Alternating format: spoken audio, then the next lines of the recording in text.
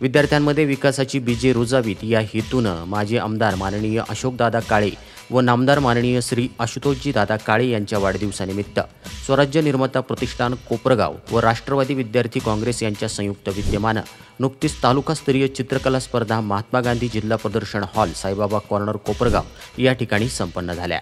या स्पर्धेमध्ये Atmamalik English medium गुरुकुल कोकमठाण या शाळेनं आपलं वर्चस्व कायम ठेवलं आहे। स्पर्धा 2 गटात संपन्न झाल्या असून गट पहिला 5वी ते 7वी मध्ये उत्तेजनार्थ वसावे मनोहर यास सन्मानचिन्ह आणि प्रमाणपत्र प्राप्त झालं आहे। गट क्रमांक 2 वयोगट 8वी ते 10वी मध्ये प्रथम क्रमांक पोटिंदे अंकिता सोमनाथ रोख रक्कम 3100 सन्मानचिन्ह आणि प्रमाणपत्र तिला प्राप्त झालं आहे। आत्मामालिक इंग्लिश मीडियम गुरुकुल आत्मरूप 3ची ही विद्यार्थिनी असून तृतीय क्रमांक पावरा पवन रोहिदास रोख रक्कम 1100 रुपये सन्मानचिन्ह आणि प्रमाणपत्र त्यास प्राप्त झालं आहे। उत्तेजनार्थमध्ये जाधव समृद्धी गणेश पाडवी साक्षी राहुल यांचा समावेश आहे।